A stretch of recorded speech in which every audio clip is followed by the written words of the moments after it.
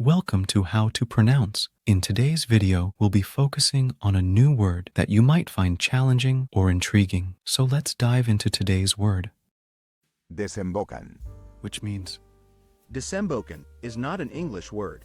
It's the third-person plural present indicative form of desembocar in Spanish, which means to flow into or to lead into, when referring to a body of water or a similar context.